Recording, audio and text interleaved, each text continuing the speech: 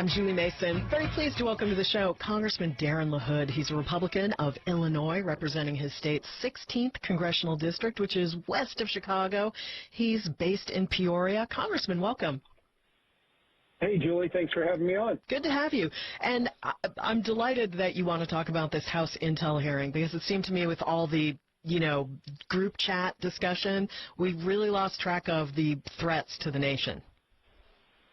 Absolutely. You know, the title of the hearing yesterday was Worldwide Threats. It's the one time a year where our 5 principal intelligence directors, from CIA to NSA to DNI to the FBI to the DIA, all come before Congress in a public hearing to talk about worldwide threats, to talk about our adversaries and what we should be on the outlook for, and for the American people to hear firsthand from them on that, and for us to do our oversight role, to ask questions, to probe them, and hopefully give the American people some satisfaction that we're doing everything possible to keep the homeland safe.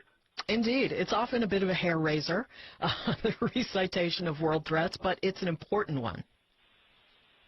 No doubt about it. And I think what we heard yesterday from many of the people that were there yesterday, but particularly the CIA director that talked a lot about China, and talked about the fact that China has a plan to replace the United States and that they're working at it every single day, particularly in the technology space, but also in national security, on the economic side, and diplomatically. And I thought Director Radcliffe laid out a very good narrative on what we need to be doing and the race ahead, particularly in AI and quantum and high-capacity chip manufacturing, and how that strategic competition we have to win, and how we have to protect the United States, both from a cyber perspective and from an economic espionage standpoint, to make sure we're ahead of the game. Do they at all get into China's recent menacing of Taiwan and a possible blockade? I mean, I know it's not directly a threat to the United States, but it could lure us into some kind of a conflict. Absolutely, Julie. So part of the worldwide threats hearing is we have a public hearing, which I just described, but we also have one later in the afternoon in our SCIF, which is a secured location. So we did that a little later in the afternoon. But to your question, Director Radcliffe has talked about this. You know, Xi Jinping has alluded to 2027 as the year that they want to potentially take back Taiwan. So there was a number of questions asked in the open hearing about that. And there's a lot of concerns about the provocation that China has engaged in the South China Sea, particularly with Taiwan, and, you know, the aggressiveness. It's interesting, Julie. I've served on the Intel Committee for 4 years. I'm also on the Select Committee on China.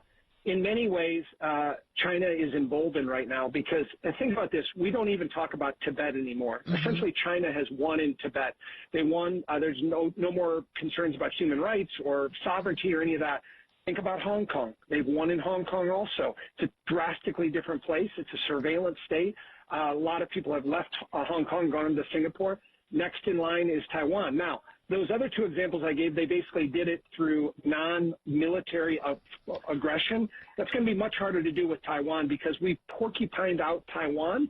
We keep giving them a lot of armaments, us and others, to make sure that's a big deterrent to potentially what China wants to do. Wow, that's extraordinary, and very grim and alarming.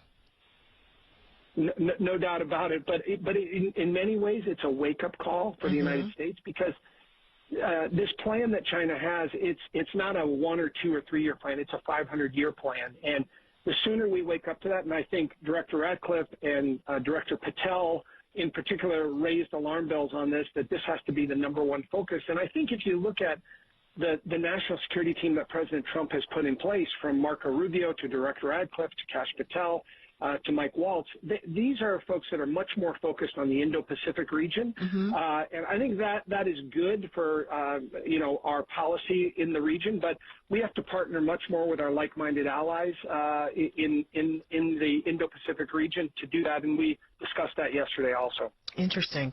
What did they have to say about Russia? That you can't trust Russia. I mean, what I heard yesterday is a lot of speculation on whether, Putin in saying he wants to have a negotiation with Ukraine, that he's really trying to roll us and trying to bide time. and that he can't be trusted. I mean, what I've said is Putin can't be trusted. He is a thug. He is an international criminal. He ought to be in jail or something worse than that.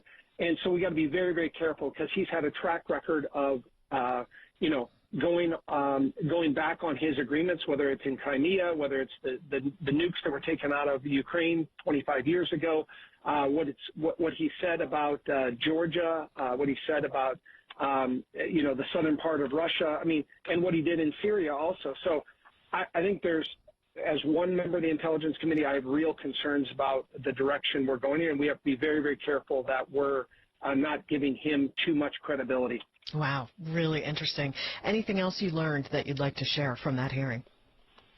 Well, I think the Middle East is very interesting. It's unfortunate that we've had an escalation back between Israel and Gaza, but if you look at the potential there, the one thing that has happened because of the maximum pressure on Iran is the Iranian militias throughout the Middle East, whether it's the Houthis in Yemen, whether it's Hezbollah in southern Lebanon, whether it was Assad in Syria, or the Shia proxies in Iraq. I mean, these are all supported by Iran, and I would also say Hamas in Gaza.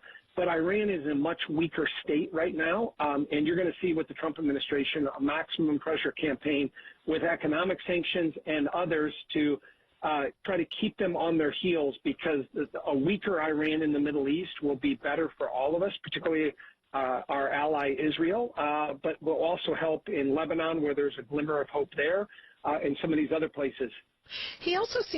Trump also seemed to want to restart some version of nuclear talks with Iran. Well, if you remember, Julie, that's right. Right when he won the election, he sent an emissary to New York to meet with a member of the Iranian government. Unclear on what happened in that meeting to see if that was kind of a way to see if they want to negotiate. The problem is that religious zealots that rule Iran are absolute stuck in their ways in terms of moving forward with a kind of religious vendetta in the Middle East, right? And so they're the ones that are making the decisions, the Ayatollahs and others, and they have really a scorched earth. They've kind of doubled down on the aggression that they want to get back to in the Middle East. That is not good, and if that's the approach, I've said for a long time, the people of Iran, there are many there. You've seen it through the protest and the women's movement a couple of years ago. I mean, there's potential there for Iran, but when you have these religious zealots and that are based on religious philosophy, it's very tough to see how we can have any type of peaceful dialogue with the current Iranian regime. Yeah, for sure. All interesting stuff. Congressman Darren LaHood is a Republican of Illinois. Thank you so much for joining me. Thank you, Julie. Have a good day. Really appreciate it. Take care.